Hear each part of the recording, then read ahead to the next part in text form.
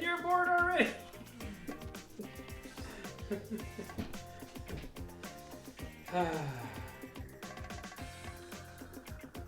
Alright, so today we're going to do spare ribs, or pork spare ribs in the Instant Pot. Fall off the bone, spare ribs. That's because they literally like fall off the bone. Yeah, you'll see.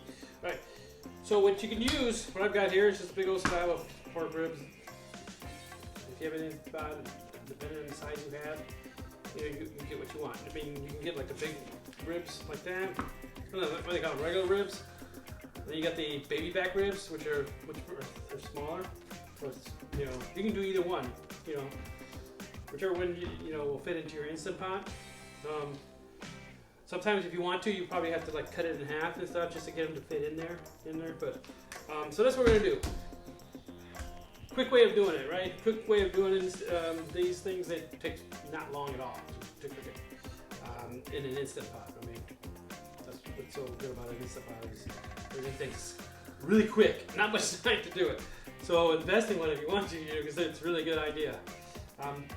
Like you probably seen my my bean videos on how I cook beans, like in no time. But so anyways, we got that right. What we're gonna use for the ribs, we're gonna prep them and all that, and we're gonna dry rub them. I like to use, whatever sonic seasoning you like. I put like a dry rub on it first. I like to use I find this thing from McCormick as an applewood flavor mixture, a Grill Mate's applewood. Really nice. It gives it a really good flavor. I like to also season it with some garlic roasted herbs as well. So it's just a mixture of that, but really the applewood really stands out on it. And so we're gonna put them in a bath inside the Instant Pot, right? There's gonna be 4 cups of apple juice and 1 cup of apple cider vinegar, and this is all you need right here. And then of course afterwards, once you cook it in the Instant Pot, we're gonna put it inside of an oven. We're gonna basically put your favorite barbecue sauce. Find a barbecue sauce you like, or one that you probably know that you like and stuff. Just slather it up.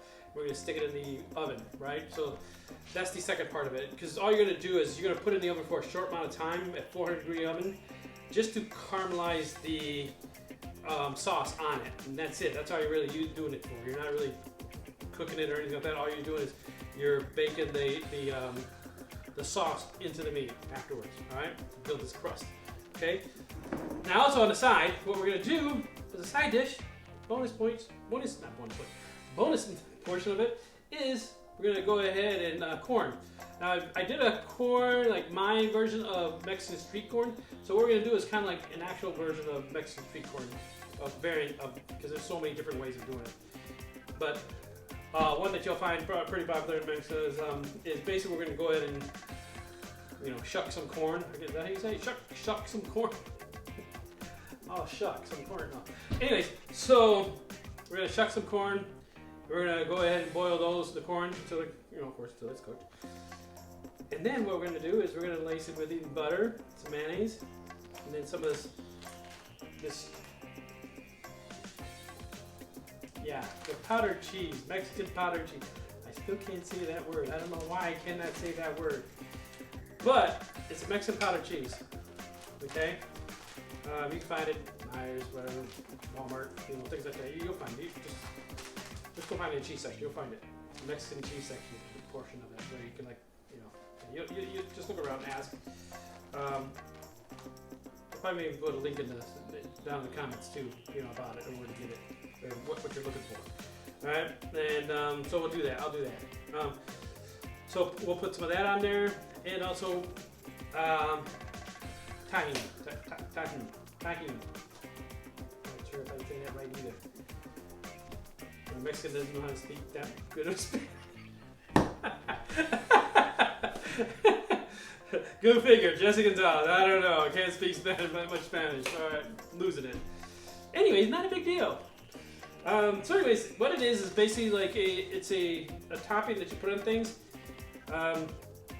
It's a chili powder with like lime. It's got lime in it. It's got lime flavor in it too. Really good. Actually, it's also really good if you have like watermelon. You just douse it on that. It's got a salty It's got salty lime and chili powder crystals into it and all that. So it's actually really nice to do it as well with that. But we'll put it in the corner and this time too. The other way, lots of different ways to use that. Okay, so that's that. All right. So what we're gonna do is keep cooking. All right. Basically, what we're doing is, what I did is get a paper towel. Right. I just fold it all up. I want to grab.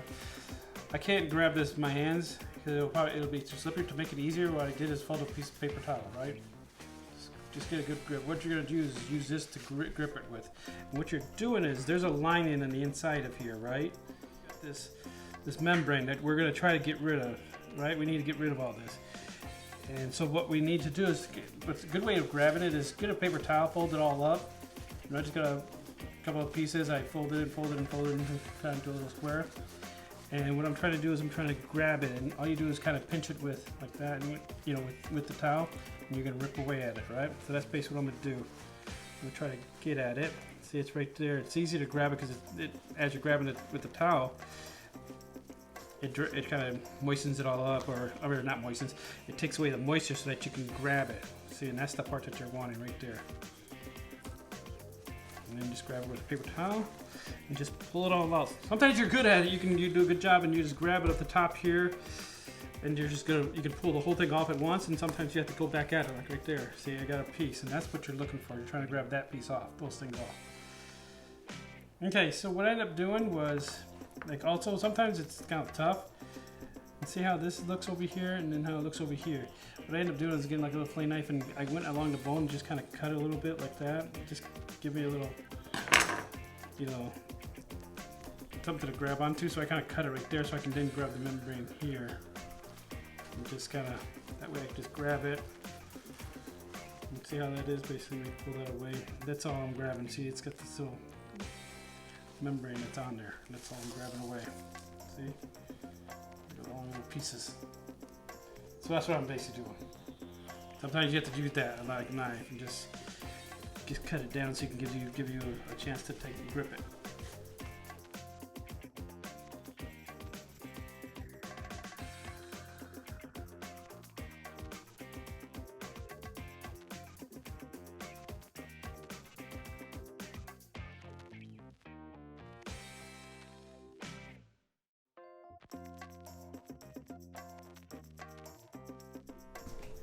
Okay, so we got that membrane off, and sometimes it takes a while. Sometimes it comes right off, and you can get, if you're lucky, you can get all this whole thing off at one big, pull and tug. It's on the inner side, like I said before. So sometimes you can do it, sometimes you don't. You have to keep working little by little until you get all of it all off. Okay. So now at this point, what we're gonna do is just do like a dry rub. Wish I had a longer cutting board, but this is what I got. We'll end up having to wipe down the whole countertop. That's okay. Like I always said before, use what you got. We cleaned on the countertop, so it's not like it's dirty, so it's not a big deal. So what we're gonna do is just do a dry rub on it. And that's just basically just grabbing it and putting your seasoning on it. And dousing it. Just rub it into it.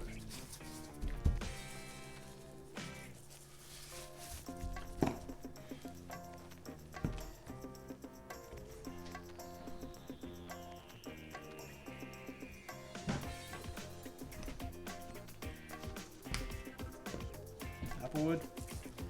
This is stuff.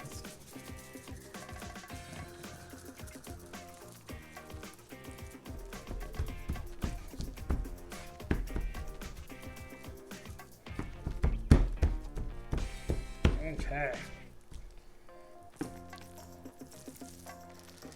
Turn over. Do the same thing. We're gonna douse it. This is the garlic one, the garlic herb one. Just coat it really good. Get a good coating on the apple wood.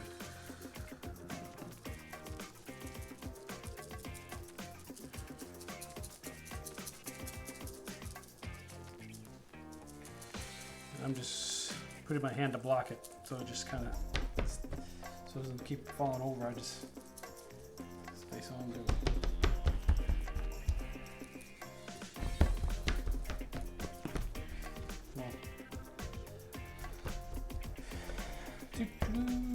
go. We're gonna leave it like that for a little bit as it just kind of soaks into it. And at the time while we're waiting for this to get done, we're gonna go ahead and prep the Instant Pot with the apple juice and the apple cider vinegar. Yeah, apple juice, apple cider vinegar. Yep, right? Wash my hands. See, look at that. Okay, the Instant Pot, what we're gonna do, we're gonna open this up. Don't need this. This part we don't need.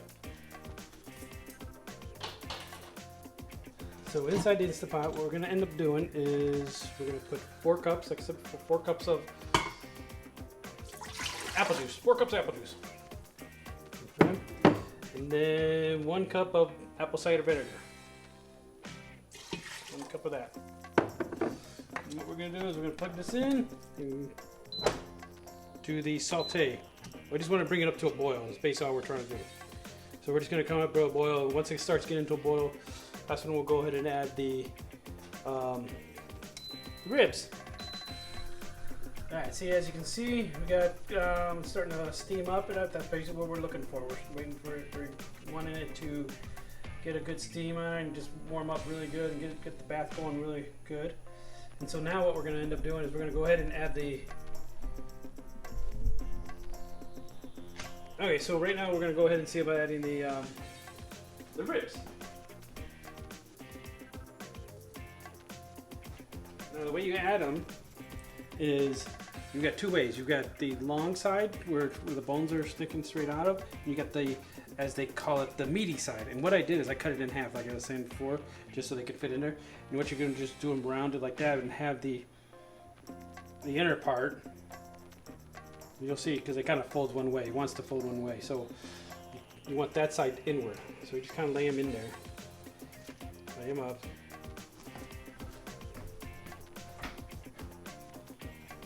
So the meaty part is downward. You just kind of lay them in there, hold them in there, just like that.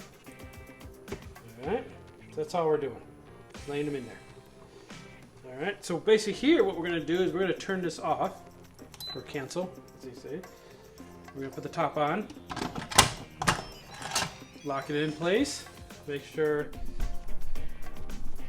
on the back side here that it's on, you know, and this is kind of loose, so you want it towards the, you know, just so it doesn't push, release steam, okay? So that's basically, all right, so we got that, right? So basically now what we're gonna do is we are going to push pressure cooker, right? So we're gonna knock this down because it's gonna be at normal and high, right? So we're gonna knock it all the way down to 32 minutes. Yes, 32 minutes, that's all it's gonna take.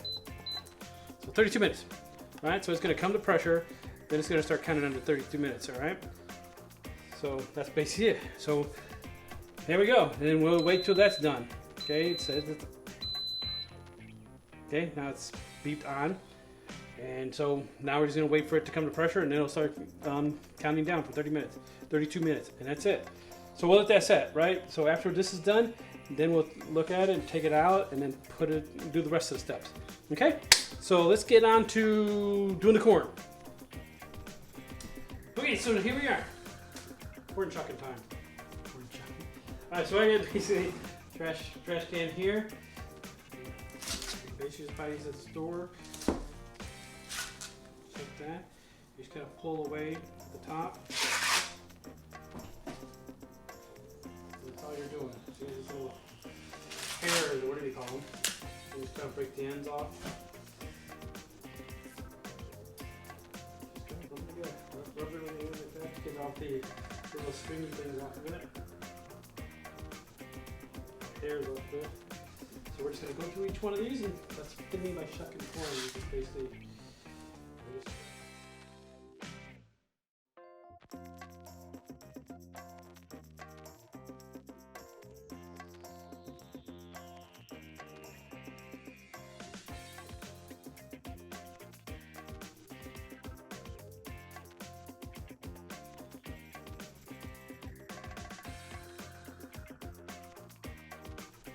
okay, we went ahead and shucked the corns.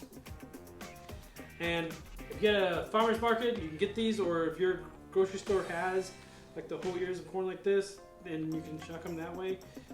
Great, you know. If you can't, there is none like that, then that's okay. Like I said, I have a video, I'll put it up here, and I'll put it in the comment section as well, of my variant of it. So if you can't find ears of corn and such, then you can just do it the other way that I have on my version of Mexican street corn, which is basically just, you know, using like frozen corn and stuff like that. So if you want to do it that way, you know, you can do it that way if you can't find ears of corn, all right? So what we're gonna do now, let's get back to this, all right? So what we're gonna do now is put them in a pot of water and cook them. All right, so there we go, right? We got just a pot that's just big enough for it to fit in there, right? Just enough for it to dance around. That's all we're gonna do is just gonna boil them, okay? And then we'll go from there, all right?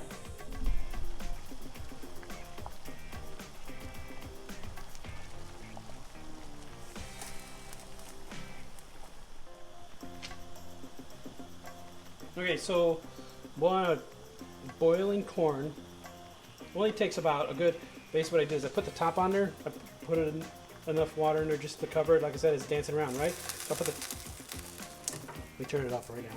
Okay, so so what I did was I put enough water in there, right? Just to cover it and it can dance around, right? Cooking corn, all it basically takes about a good, let's say once it comes to boil, I put the top on it to bring it up to boil. I took the top back off after it came to boil, and as it was boiling, it only takes a good 3 to 5 minutes to cook. I kind of let it go for like a good 10 minutes just to make sure.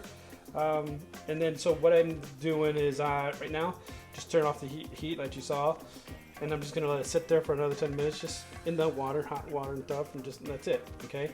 And then you're pretty much done with that. And then we'll see about prepping these, and I'll show you what we need to do on that, and that'll be good. All right. So see you then. Okay, so now time limit is done. 32 minutes is over. We're just gonna go and do a quick release. Be careful on this, right? See, right? So just don't go turning it from the top. As you know, with this spot, go from the side. And just kind of move it over quickly.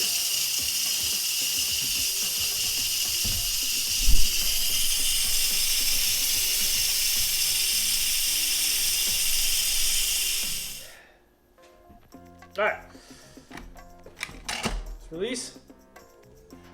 Always turn away from you, like I always say, you know, that way the steam doesn't burn your arm. Look at that. All right, so at this point, what we want to do is we gotta be careful. You're probably gonna want 2 tongs, just so you can grab it. So gently, gently, gently. What we're going to do is we're going to transfer it onto, see that bone just fell off. That's what we're talking about. Okay, so we got one. Okay. Hey, look at that. Look how clean that is. Wow. So then we're going to get in there and get the other one out.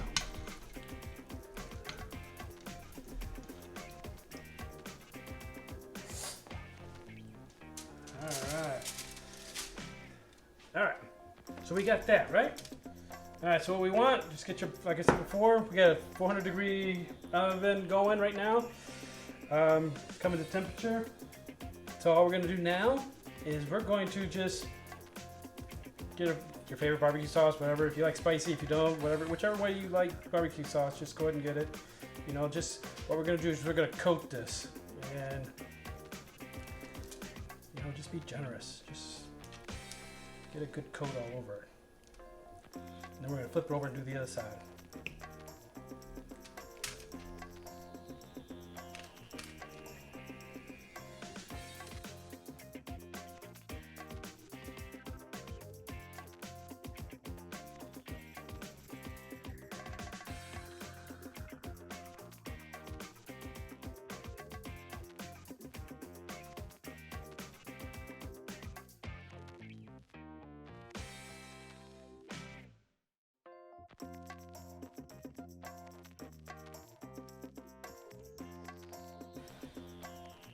Alright, so what we're going to do is just leave it like that. And then we're going to wait for the oven to get the temperature. Once that's in there, we'll pop it in there for 10 minutes. Just so that it will just infuse that barbecue salt into it and just put a good nice crust on it. My wife's licking her lips right now. She can't wait. Alright. Alright, so we're just gonna stick it in the oven. That's it, 10 minutes.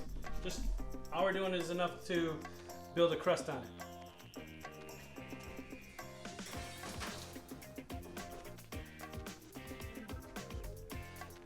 Okay, so we got the ribs in the oven, waiting 10 more minutes, right? During this time, we can go ahead and prep the corn. Okay, so what we're gonna do is, if it's too hot, then use a tongs. If not, then just grab it by your hand. Invest these in these. These are nice. You know, you kind of stick them in the ends. Put one on one end. If you can't fit it in this end, then just cut the tip off like that. Give yourself a flat side to stick this part in. All right. That's not my idea. That's my son's idea.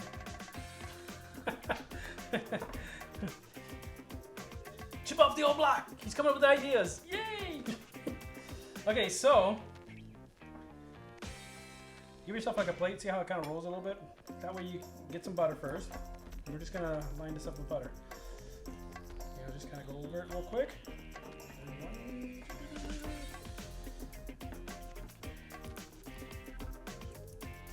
All right. So, and that essence right there. I mean, yeah, that's good, just like that, right? But we're doing the Mexican street corn, right? Now the way they do it is they'll get like mayonnaise. Okay, this is mayonnaise. So they'll get like mayonnaise. And do this. Put that on top of there. Like that. Okay. And then they'll get like, this is that powdered cheese I was talking about. I still can't get it right. I don't know. Anyways. Cotija. Alright. I'll link it. Alright, so basically all you do is just grab it and just kind of douse it like that. Some of the cheese. All around it. Okay, so just kind of get it like that. Shake it off a little bit. Grab some of this right here. Like I said, the chili lime powder. And you kind of douse it that way. And you kind of shake it in there. Look at that. And that gives it a good, it's not really spicy, too spicy, but it's kind of nice, but it gives like a little lime flavor to it, okay? There's one, right? We got one. Okay, so the next thing that we can do is, same thing. We got a runner. Same thing, put the end on. Cut the ends off, or cut the tip off. Give yourself a flat end. Stick that on there, okay? Same thing, butter, alright? It all starts off the same. You can do a little bit of more interesting thing to it, if you like, is instead of using regular mayonnaise, you can use the mayonnaise that I made, which is the Chipotle mayonnaise sauce, right? And I'll link that in those two. Yes, I'm gonna use the same one. Okay. It's made with mayonnaise, so I can use the mayonnaise fresh on it. So that way it gives a little bit more of a umph to your, corn as well. Just kind of douse it in that. Don't contaminate mine. Don't contaminate. She wants that one. All right. So we can do that, right? Same thing. Go ahead and get some of that powdered cheese and just kind of shake it all on there. Okay. There we go. You can do it that way. And then the same thing. Or if you wanted to, on this portion of it, you can just cut up some cilantro, chop it up really finely, and just put it all over that. That's another way of doing it too. So we got that. Okay? So we got one, like that, right? There's the second one. Okay, third one. Okay, now we got a third one, right? Let's just say, all right, you don't like mayo, or you don't like the hot stuff, or anything like that, right? It's okay. What you can do, same thing, get your corn. Same thing.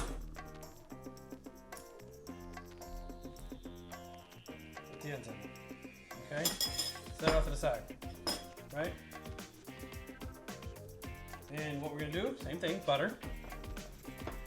Just like before. Get a good dousing of butter on it.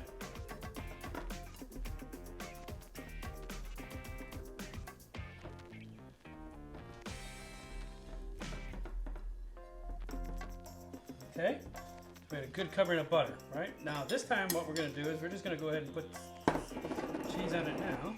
Not put any mayo on it, we're just gonna put the cheese on it. We're gonna make a mess. Yeah, it's okay. It's all good.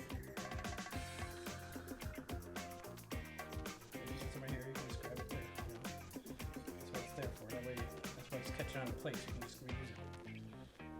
That's why you do that, so you can just kind of pat it and roll it and stuff like that. So at this part, just a little extra thing, just get a lime, or lemon or lime.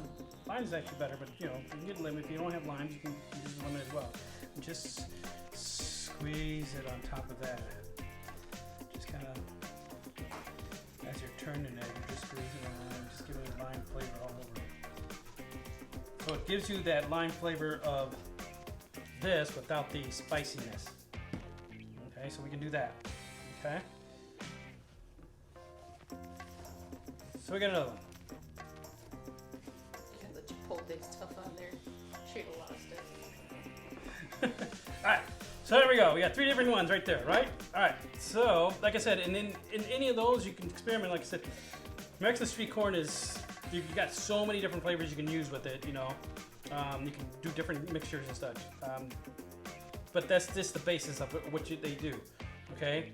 Just don't put peanut butter on it or anything like that, or jelly. That kind of be weird. But try all kinds of other things though. But the basis is basically using like a butter and then like this powdery cheese stuff, and then from there on you can kind of experiment from there. And what you like. All right, so there it gives you 3 different ways. All right. All right. So let's get this plating. We'll get onto the ribs. Once you're done, should be done soon. We'll get it all going. We'll plate it all up. The rest of it. All right. See you then. Okay, 10 minutes. Crab gloves. Gotta protect yourself. All right.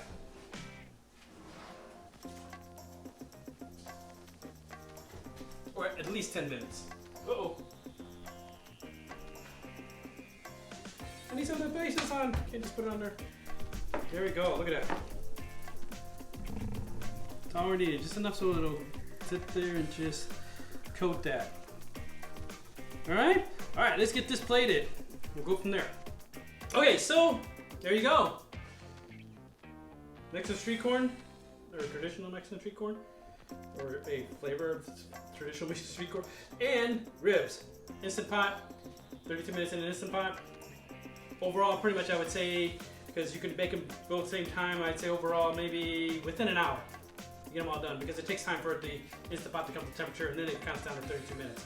All right, so in that essence, and then you got to put it in the oven for 10 more minutes. So I say an hour meal. That's, hey, you can do that all day, every day of the week. You don't have to have a weekend or anything like that. You can make your meal during the week, as well. So that's the great thing about this. All right, so there you go. All right, use a fork. It just slides right off, or heck, you can just use your fingers. It comes apart. Oh, that's so good. There's it. It slides off. Look at that. Just kind of twisted the bone. The bone comes right off. That's the thing about it. Oh, that's really good. Then the street corn. That's the street corn.